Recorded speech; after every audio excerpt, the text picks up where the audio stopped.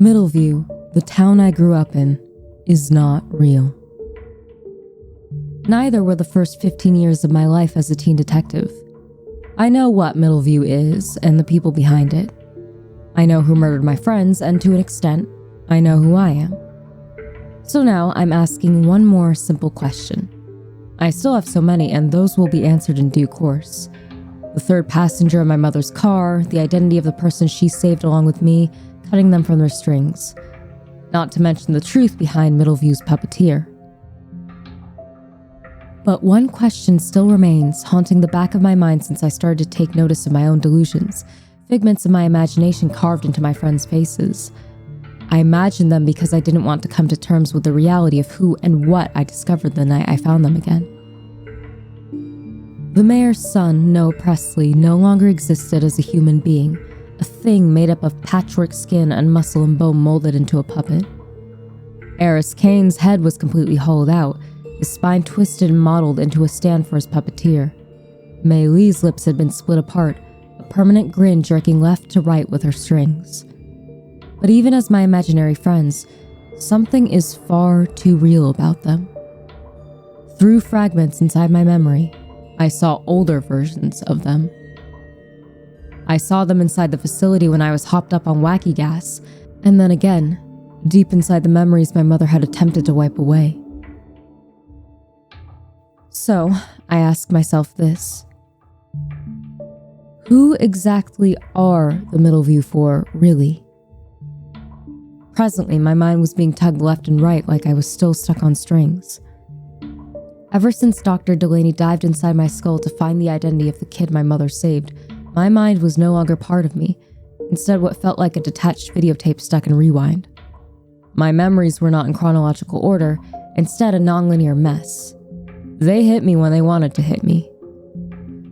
So it was less like going down memory lane and more like being forcibly drowned inside my own mind, plunged into the darkness, memories that had been suppressed and wiped away. It's like throwing up, completely out of my control. This particular memory was like poison being poured inside my brain, but I couldn't keep a grip on reality. Instead, I was plunging deeper. My memories were like waves crashing onto a seafront. One comes in while the others are thrown back. And I couldn't stop it, fighting it like a virus striking through my blood. I was clinging onto the real world, which was fading fast, my vision blurring. I held on to where I was. I was inside my mom's office. The sun was bleeding away into early twilight, and I was desperately holding on to every streak of light filtering through the curtains. I was aware I was still hallucinating Noah Presley, but even he was blurring in and out of view. Noah did not make sense. The more I was getting to know this version of him, this snapshot I had imagined into existence, I was slowly coming to realize it wasn't just this memory of him that didn't make sense. I didn't know his past self either. I didn't know the reason behind him seemingly getting older, despite dying at 15. Drenched in shadows that were threatening to engulf him completely, the mayor's son was standing in front of me, arms folded, head inclined.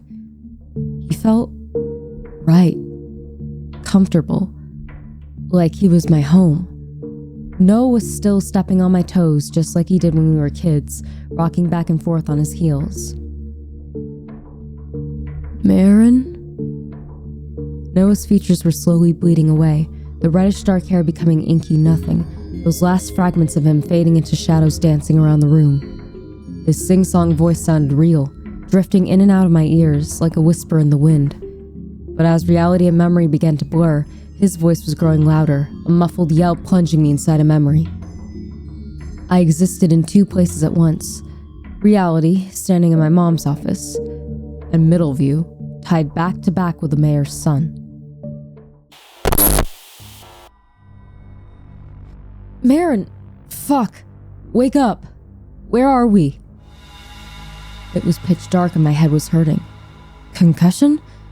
No, but I definitely hit my head. I can feel an ooze of warmth, blood trickling down my temple. My wrists were expertly bound together and tangled with Noah's. There was something sticky over my mouth. Duct tape.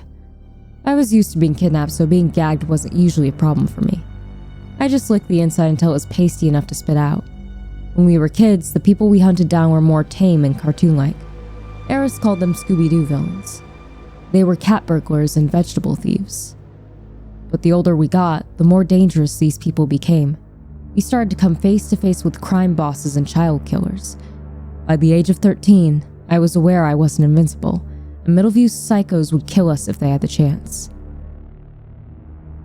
However, what I wasn't counting on was being betrayed by one of our own. I'm going to kill him. Noah was our usual damsel in distress, a Middleview 4 member who was always getting himself knocked out and dragged to second locations, despite being the brawn in our group. He'd even mastered the ability to speak through a gag. According to him, it just took practice, and being tied up for long periods of time with nothing to do but scream into the masses of tape slapped over his mouth had been the perfect opportunity. In this case, he was screaming, struggling violently in his chair. I wouldn't call it communicating. I was still trying to figure out where we were. It looked like an old barn. Tipping my head back, I could see half a crescent moon drowned in eerie white light poking through a hole in the roof. With another yelp, Noah almost sent the two of us toppling over when he violently threw himself forwards. I could understand why he was so upset, but he was going to attract attention. Twisting in my chair, the barn was empty. For now. If Noah kept muffled screaming and rocking back and forth in his chair, that would change. Noah. I spoke calmly through the uncomfortable stickiness over my mouth, grasping for his clammy hands. He's fucking dead, the mayor's son muffle wailed, throwing his head into mine. The impact was painful, but I don't even think he felt it. I had to push down the overwhelming urge to slam my skull into his in retaliation. How could he do this to us? Noah's voice choked into a sob. I always knew there was something shady about him joining us, and I even questioned it when we were kids. Yet somehow I was the crazy one for suggesting the weird British kid who inserted himself into our gang was going to betray us. Except that's not what you said, I hit back. You didn't like him because you wanted to be the only boy in the gang. Noah spluttered. I was 10, and that doesn't even matter. You're changing the subject because I'm right this time. Fuck. He was so annoyingly, infuriatingly right. I had come to realize my best friend was a lot more sensitive than I thought. Noah valued the four of us less like a group of friends, more akin to a family. Let him explain himself, I whispered. He's clearly in some kind of trance. That fast? Noah spat the tape off of his mouth, his voice more of a slur. I could still hear the effects of him being thwacked. You seriously believe someone fucked with her head within the space of 5 minutes? I'm not an expert on brainwashing, but that's not how it works. It takes time, moron. Which means he's been playing us this whole fucking time. That bastard knocked me out with a golf club, Marin. He struggled again, and this time I was out of patience, letting my intrusive thoughts win. I should have asked my own questions, but I wanted to believe that our fourth member was always with us, just like he had promised at the age of 10 years old when we officiated him into joining us, with a rainbow cupcake and playfully shoving the boy into the town lake. Noah was rightfully pissed. How could he do this to us? Frustrated, I knocked my head back into Noah's. Shut up. Impact this time was more satisfying than painful. I could practically hear the boy's drug-drunk brain bouncing around in his skull. Ow! He whisper-shrieked, twisting around. What was that for? Jumping to conclusions, I gritted out, half aware of a flashlight hitting me in the face. The beam danced across the wall in a tease, and I had to squeeze my eyes shut to avoid the scratching glare. Hey! Noah squirmed in his chair. His head fell on my shoulder, arms wriggling against mine. I know you're there, asshole! What the fuck is this? Shh! I shoved him this time. I highly doubt he's been conspiring against us since the 4th grade, I hissed. It's not him, Noah. I told you, he's clearly under the influence. And what if it is him? He gritted back. Easy, I said, my lips curving into a smile I didn't understand, poison in my mouth and bubbling in my blood. This feeling was foreign and new. It felt like my mouth was being stretched together and apart. Suddenly, my bound wrists felt stronger, like I could twine my fingers around our fourth member's neck, snapping it in two. "We kill him." The words were not mine and yet slipped from my lips so effortlessly I almost lost my breath. Words were suddenly so hard, soup on my tongue and choking my brain. Noah's sharp and take a breath jolted something inside my mind. I could sense the boy's reply in his taut muscles, goosebumps prickling up and down his bare arms, his stiffening back. But he didn't say it. Even then, something was being pulled inside the two of us, contorting our limbs, our thoughts, and speech. I couldn't see his face, but just from the tone of his voice, I knew Noah was smiling. "Right," he whispered, his voice more of a breath. "We kill him." Despite his words, Noah's body was struggling to act complacent. He knew something was wrong, but I don't think he could speak. I squinted my eyes through the blinding flashlight in my face. I could see them. Lines. Lines that were above me and below me, crisscrossing and entangling. I already knew they existed. And every instance I saw them, I was told to forget them. I was told I wasn't allowed to look at them. But not this time. We were awake. "You can see them, right?" Noah breathed. "Yeah." This time there were no voices in my head to look away and avert my gaze. No piercing eyes to tell me to forget. It was just me and Noah, and the suffocating control both of us were now fully aware of. I opened my mouth to correct myself, to demand answers from the shadow looming closer to us, and my mind retracted again, detaching itself from the memory and plunging further down. I had no time to breathe, no time to anchor myself to reality, where I was kneeling on my mother's sheepskin rug, warm red pooling down my face with my imaginary friend standing over me. It was going to kill me, I thought dizzily. My words felt distant and wrong, disconnected from my body. Whatever this thing was, what Dr. Delaney had planted inside my mind, was going to fucking kill me. If I could liken this feeling to anything, it would be drowning, suffocating in oblivion, dragging me down, down, down.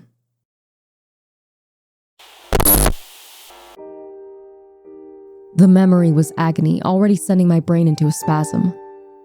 I remember waking up, my throat filled with blood. I was lying on my back, a halo of fake hair spread around me. I opened my mouth to scream when agonizing pain ripped through me, a cutting blade just missing my face. Except, I didn't have a mouth. I didn't have arms or legs.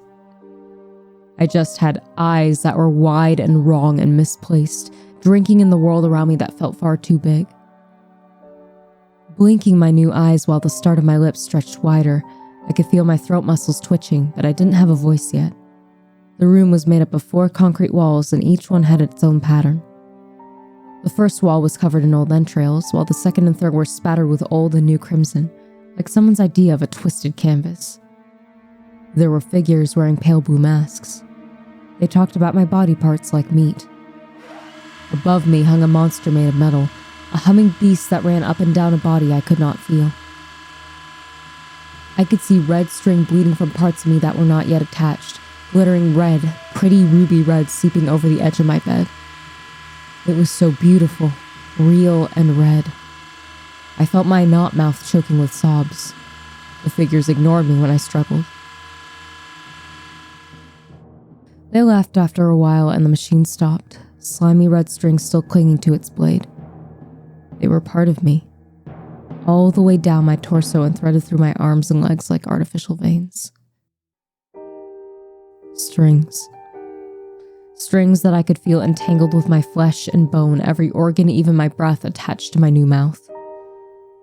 The figures came back to play with my lips and prod at my eyes, and then left me again, lying in my own blood, my gaze flickering across ceiling tiles. When the machine started up again, I finally had a mouth to scream, forcing my tongue through the stitches cruelly holding my lips together. until a silhouette appeared, looming over me. Time had passed. I wasn't sure how much time, but it was enough for me to notice bright red light bathing him in a hellish glow. Dressed in blue hospital scrubs, a mask over his face, this boy looked a little too young to be a nurse. There were things about him that stuck out to me, a familiarity bleeding into my foggy mind. I recognized his eyes already pinched with irritation, thick sandy blonde hair that had grown out into mousy curls. When he grasped for my strings, pinning me to the table, I blurted out a cry. Aris Caine pulled his mask down with one hand, slamming his palm over my mouth with the other. "It's me!" He manically gestured to his face. "Shh! If you keep screaming like that, you're going to get us caught." Now fully aware, I drank all of him in. His hospital scrubs were definitely stolen, belonging to a Dr. Layworth. Tucked into the pocket was a scalpel and a pair of scissors. Aris lifted his own arm, which, like mine, was bleeding strings entangled with his veins. He sliced them away easily before untying my left wrist. The boy leaned close, shuddering breath tickling my cheeks. "Do you remember senior year?" he whispered, his fingers working to entangle my strings. "You had a panic attack and walked out of your exam. So we sat in my car with Chipotle and did breathing exercises." Aris inhaled, coaxing me to do the same while he cut my strings, and like severing an umbilical cord, it hurt. When they were sliced and cut into, it felt like I was being ripped apart. Aris puffed out his chest. "You breathe in for 4 seconds, hold it for 7 seconds, and then exhale for 8 seconds. I did exactly what he said, forcing myself to drag in air and hold it. "Wait," I said, my mind fuzzy. "Who are you?" Aris' smile dampened. "It's complicated." When I gave him a quick nod to signal I was okay, he gently pulled me off of the table. Immediately my legs gave way, but Aris was already wrapping his arm around my shoulder. And I glimpsed half of a torso pinned to another table, a limp arm hanging off of the edge. Everything I was seeing was unfinished, severed parts and heads, abandoned saws stained dripping scarlet. In the eerie white glare of the emergency lights, Aris Caine's fingers were slick scarlet. His scrubs were stained, painted, like he was its canvas. Aris led us onto a white hallway, warning lights flashing in his face. There were bodies everywhere. "Can you run?" I managed a shaky nod. We made it halfway down the hallway before a woman appeared with a gun. Aris stumbled to a stop and she pointed the gun between his eyes, her fingers expertly wrapped around the handheld. "Look." Aris nudged me and I followed his gaze. Strings. I could see them dangling from the woman, making her dance. She opened her mouth to speak, only for her throat to open up, sliced straight across by an invisible hand. I blinked. No, not an invisible hand. Noah Presley, who was standing behind her, his fingers wrapped around the scalpel protruding from her throat. His clothes confused me, a paper-thin hospital gown hanging off of a much thinner frame tucked into a pair of jeans. His cheeks were gaunt and malnourished, those same teasing eyes a lot more hollow than I remembered. Like Aris, Noah's reddish curls had grown out, tousled and uneven. When the woman dropped to the ground, he stepped forward, a tall brunette standing by his side. May. Somehow she was even more beautiful. Her pigtails were longer, a thick fringe glued to her forehead. May was paler than I remembered. Her skin complexion had been played with, transforming her into a more porcelain doll. The white hospital gown hanging off of her almost blended with her skin. I took notice in the curve of her jawline, brand new green eyes, instead of the steel pipe stained scarlet clutched in her fist. May caught my gaze, doing her best to hide the pipe. Noah ducked to pull the scalpel from the dead woman's throat, wiping it on his pants, then jumped to his feet, flashing me a grin. Yo! His gaze flicked to Aris, and like a disapproving dad, he scowled. What the fuck, dude? We leave you for 5 minutes and you go on a killing spree? Aris folded his arms. It was necessary, he said, pulling us into a run. As usual, Aris led, Noah at his side. I stumbled alongside them. We reached the door and he held up the ID tag he'd stolen. Thankfully, the light flashed green. We've got to get out of here before they bring out their secret weapon. The roof is 10 floors up, and I only took out the guards on this level. May swung the pipe, bringing up the rear. How many? Too many, Noah said. 3 synergy took me off guard. May acted as a guard. She walked slowly, scanning every corner for pursuers. When I stepped in front of a camera, she grabbed my shoulders gently and shoved me forwards, urging me to run. Aris tossed the ID tag to Noah and he caught it, throwing it on over his neck. Another door opened and we slid through. Aris was already head out of breath. So, are you ever going to tell us what happened in the factory? May kept to his side, throwing up in a fire door. You really want to do this now? Well, yeah, if she's the only one who remembers. Noah scoffed. I think it's pretty fucking obvious she has no idea who we are. Stop! The small voice crackling through overhead speakers brought us to a standstill, jerking back on her strings. I thought they were gone, but sure enough, there they were, bleeding from my arms and legs, holding us in place. We did stop, our bodies freezing, bobbing along on scarlet strings. The little girl's breathing was labored, her sobs pulling me left to right. I want you to stop, she gritted out, and Noah dropped to the floor. I want you to stop moving, to stop breathing, to stop! Her tantrum filled my skull, severing control over my body. I felt my knees hit hard marble, all of the breath sucked from my lungs. The sound of heavy footsteps flooded my ears and I was limp, my head hanging, my body more of a marionette in a stranger's arms. Speak, the girl mumbled. My mouth opened, my lips painfully coming apart to mimic her exact words. In the corner of my eye, the others were doing the same. I belong to Marin, the creator of Middleview, the girl cried, and so did my mouth. I belong to Marin, the creator of Middleview. I will not try to escape again. My teeth clashed together, mimicking hers. I will not try to escape again. If I do, I will become a real doll. If I do, I will become a real doll. She paused. Look at me. I want you to look at me. My head snapped up, my gaze trained on the camera blinking down at us. You're too old, our puppeteer grumbled. I liked you at first because you were like my older brothers and sisters and fit inside my puppet show. But there's one teensy problem. I was pulled forward, my head snapping back. The Middleview 4 are always teenagers. Aris dropped to his knees. They never grow up. May was tossed to the side. They stay in Middleview and solve mysteries forever and ever, and stay best friends until the end of time. She let out a giggle that chilled me to the bone. So, you're not going to grow up. I'm going to make you into real puppets, and you're going to stay in Middleview forever. Doesn't that sound like fun? One of us tried to escape, tried to tear from their strings. I had no idea who it was, but if I could guess by the sharp hiss next to me, it was the mayor's son. Noah was yanked back, and so were the rest of us. She screamed in frustration, her fingers tightening around our strings. Don't leave me! The little girl started to cry, and something warm hit my cheek. Rain. It ran down my brand new face, trickling into my mouth. The rain tasted like salt. Why do you always try and leave me? She sobbed. I don't want you to leave. Rain. Rain took me back to a car ride down a seemingly endless road, streetlights dancing in my eyes and a starless sky. The memory was familiar by now.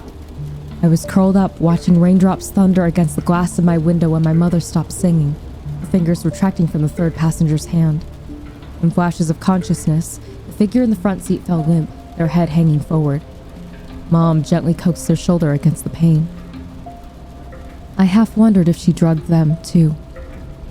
I slept for a while, my body heavy from the drugs turning my brain into mush. In intervals, loud noises woke me up. only for the gentle lull of the car to send me falling. Mom continued to sing to the two of us, her soft voice swaying me to slumber. The slam of the car door woke me up, my eyes flying open. I was drooling on the window, a thin line of saliva sliding down my chin. Twisting my head to the left, it was my door that had slammed shut. Mom was back in her seat, phone to her ear. Blinking rapidly through a thick layer of fog, I noticed the passenger seat was empty.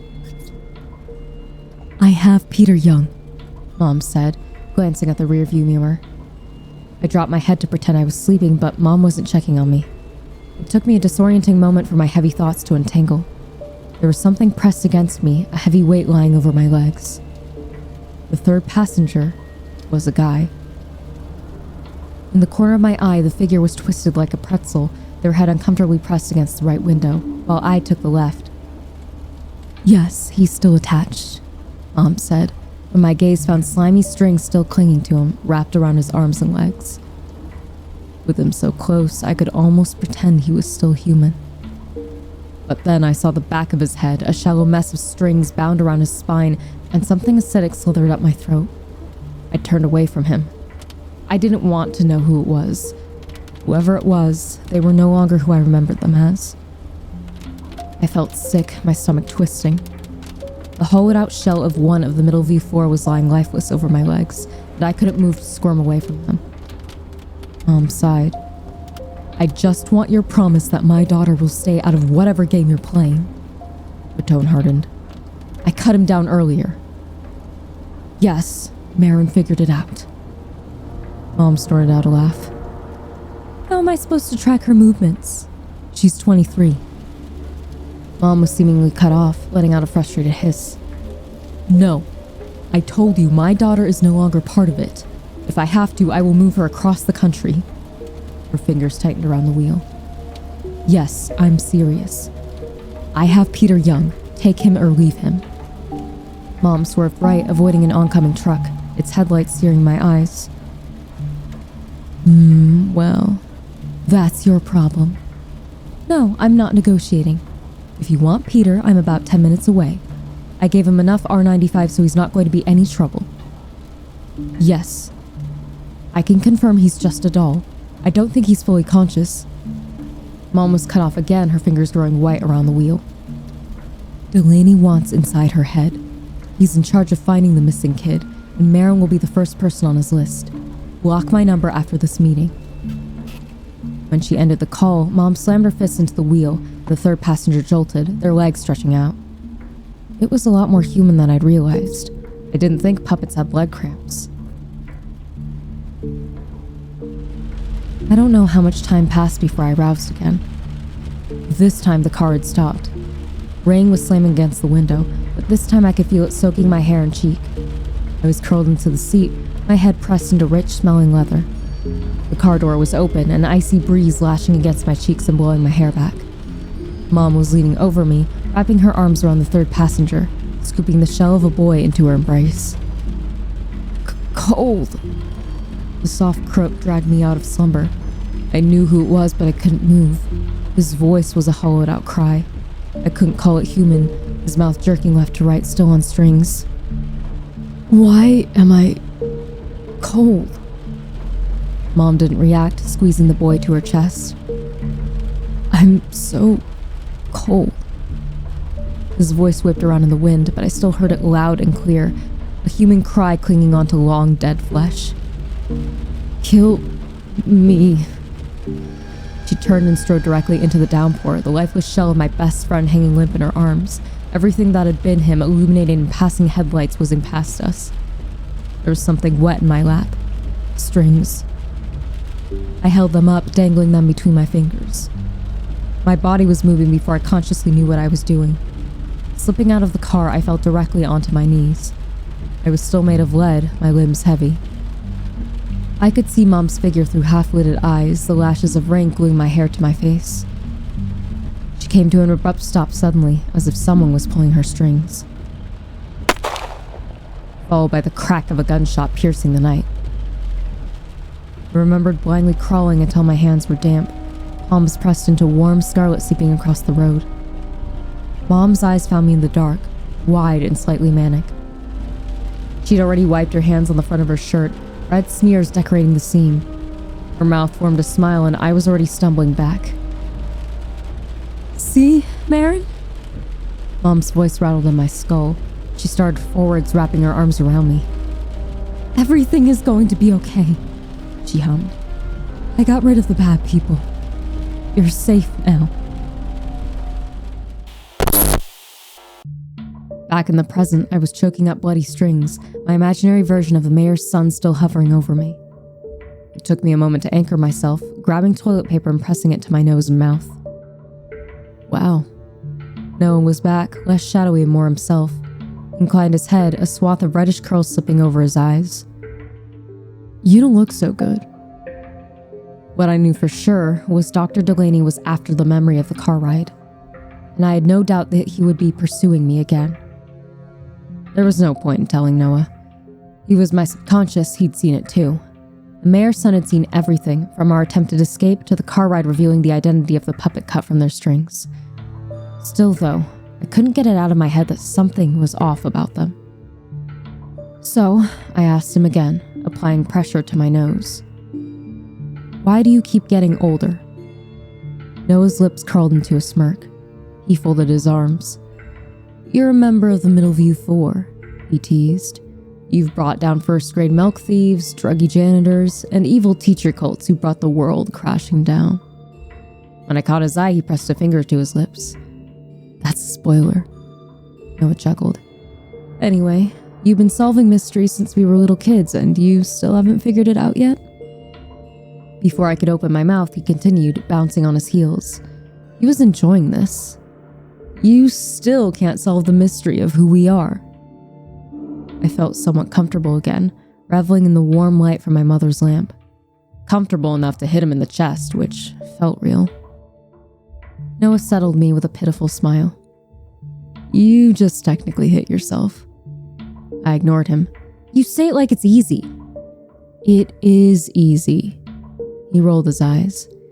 "You're not much of a detective, are you?" "You sound pissed." "I am pissed. You call yourself a detective and yet you ignore clues literally right in front of you. It's screaming at you right in the face. You turn your head and pretend to be oblivious." Noah's eyes drank me in, enveloped in the darkness I was yet to know and understand. "Are you scared?" Noah stepped closer. "Is that why you're choosing to be ignorant? Things are falling into place, but something tells me you don't want them to fall into place.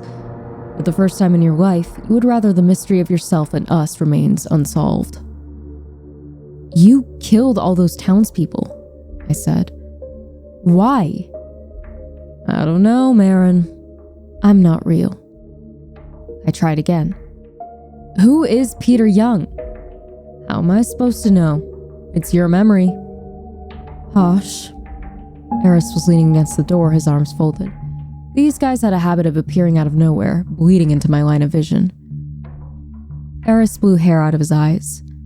"Can't you go a little easier on her? You're acting like memory diving and casually hallucinating your dead friends who don't make sense is an everyday thing." "It's the truth." She's scared. "Leave her alone," May mumbled from her place on the floor. She was sorting through the avalanche of papers knocked onto the carpet. She looked up, shooting them both death glares. "She has a lot of bullshit to process, idiots." Noah blew a raspberry. Yeah, such as the ever-growing question of who we are. There's one in particular that's driving her mad, but she's ignoring it." He was taking the words right out of my mouth. Noah Presley was fluctuating the more I got to know the memories of him, his eyes growing increasingly more void. Ever since the broken jigsaw pieces in my head started to fit together, I had been growing more anxious of my own identity and who the four of us really were. In reality, they were dead, puppets on strings in a stage play. Over the last few days, more and more details were sliding into place, puzzle pieces I wish wouldn't fit. Closer to the truth.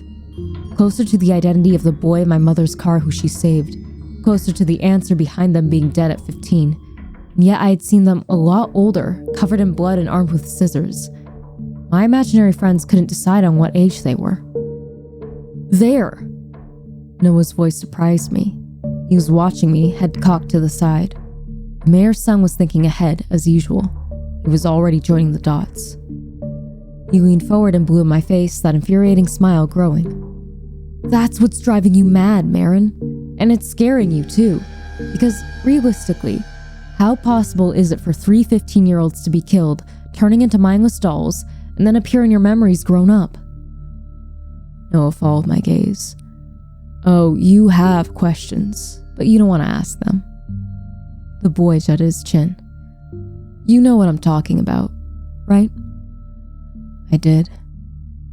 Aris. Inside the room, drenched in red, he said something that stuck in my head. May held up a crumpled piece of paper. It was the list of subjects. Zip it, Presley. Do you want to screw with her head even more? She jumped to her feet. So, we're all agreeing that these are the kids responsible for all of this? Aris nodded slowly. Makes sense. These little brats wanted dolls, and we were all they had. May perched herself on Mom's desk. Okay, so we start here. She nodded to me. The girl in your memory. May inclined her head. What did she do? Noah folded his arms when I choked on my response. See? She doesn't even want to talk about the elephant in the room. Elephant? May frowned. I knew what he was talking about, but getting to that can of worms could wait. I've got this, Aris announced, striding over to me. It's just a matter of asking her questions that ignite memories. I read about it in a book. The boy turned back to me, cracking his knuckles. His smile was reassuring, but Aris Caine was just my subconscious, and my subconscious was demanding answers. Okay, so tell me what we did in our last semester of high school. Noah's head snapped up. Seriously? Seriously. Aris ignored his glare. We want to know who we are, right?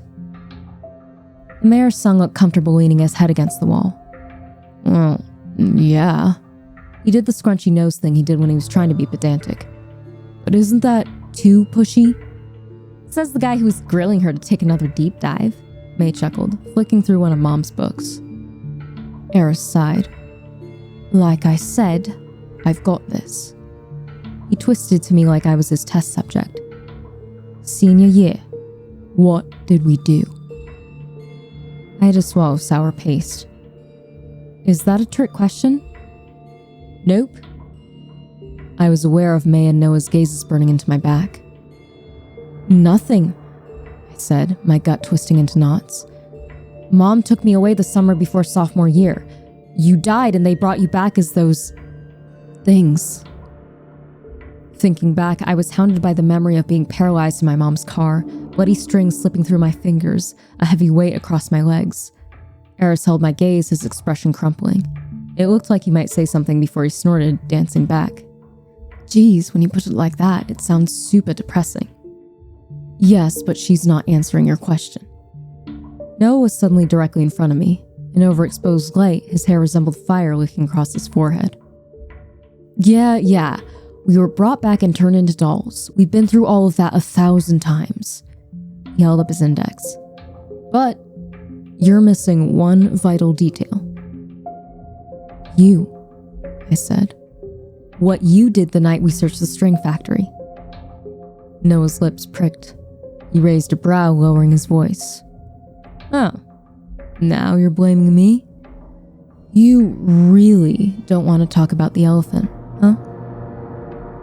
Stepping back, he winked at me. Suit yourself. You remembered most of the car ride, so you just need to think and stop dwelling on the past, right? In the corner of my eye, a shadow hung from the ceiling. Blood seeped across the floor, pooling on Mom's desk. Aris let out a sharp hiss, May squeaking, lifting her feet up onto the desk. Tipping his head back, Noah blinked through sharp red dripping onto his face, trickling down his cheek. Just like when we found May. When the light caught his face, bringing his eyes to life. He was wearing his crown again. This crown was different from what I remembered. When he was gutted by the cult of kids, Noah's corpse wore a crown of entwined daisies as a way of declaring him no longer an omen. This one was made of blood-stained roses, a crown of glass and thorns. The boy whipped it off of his head with a scowl, straightening up. That's what I mean by dwelling on the past. Nice crown, Aris chuckled. Meanwhile, I was turned into hamburger helper. It's all yours. Noah threw it at the boy, who caught it, placing it on his own head. No offense, but I would rather be dragged through a meat grinder than be the so-called king of the cult run by our psychotic superfan. You're just saying that. No, I'm serious. I would rather be torn apart than be a Midsummer knockoff. I was dragged through spinning blades. You got impaled by a tree branch. Turning my attention away from their argument, I noticed the panel on the hidden door had changed. May appeared next to me with a smile. A keypad. She poked it. What are the chances of the code being 1234? Aris joined us, examining the keypad for himself. Huh. This thing seems to be both manual and biometric. If we go in there, there's a chance of it automatically locking us in. He shot me a grin. We did get locked inside the freezer in Lady Croft's mansion when we stupidly thought it was a good hiding place, but it's worth a try, right? Noah threw a screwed up piece of paper at him. There's 100% chance that the door is armed. Also, we got hypothermia and almost died, genius. Aris tipped his head back. So, what do you propose we do? You heard Marin's mum. Delaney is coming back for her. Yeah, that was at the back of my mind. I'm still scared he's going to come back. Noah grinned. We meditate. What? Relax. I read about it in a book. He mocked Aris's accent. Aris threw a book at him, and easily dodging it, Noah situated himself in front of me, pressing his fingers to my temples, his eyes flickering shut. Just relax, okay? We can try going through your memories at our own pace, and not whatever the fuck Delaney did to you. That's your idea of meditating? May raised a brow. Noah cracked one eye open. It's all I got. His touch was familiar, strong enough to pull me back. Back to being tied back to back with Noah. Inside a ticking time bomb. A case that twisted both boys out of shape and brought our painful reality crashing down on us. What I am guessing led Noah to become the infamous Middleview Strings murderer. Something I really do not want to see. I'm fucking terrified of seeing who he really is. Case 11. The disappearance and subsequent brainwashing of Aris Caine. However, before I allowed myself to plunge, the question that had been haunting my mind finally slammed into me. Aris. The boy inclined his head. Yeah? I was already speaking before I could help it, my tongue tangling. You've been inside my memories asking me the same question. What happened in the strings factory? You guys keep asking me the same questions, creeping into my head to try and get answers. But you want answers of your own that have nothing to do with my subconscious. You asked me about senior year, but we never had one. You told me I had a panic attack during my exam. But you died at 15 years old. Aris rolled his eyes. Thank you for once again reminding me of my untimely demise. Noah groaned, tipping his head back. Let her talk. No, I said. Well, yes, you're dead. I saw you carved into a child's puppet. Thanks. I swallowed. It felt like the penultimate part of the mystery when I was piecing things together. Noah was usually the one who said the speech, joining all the dots and ripping off the metaphorical mask. I could sense the boy watching me closely, mouth curled. I swore every time I looked away from the mayor's son, his eyes were growing darker, more hollow, like he was waiting for something. But you remember senior year when I had that panic attack. You remember being 17 years old. Which means... May slowly got to her feet, her eyes widening. We know what it means. It's obvious. What we need to figure out is how it's possible. Leaning against the wall, Noah wasn't smiling. I could almost mistake his expression for pain. Somehow, our fourth member grew up.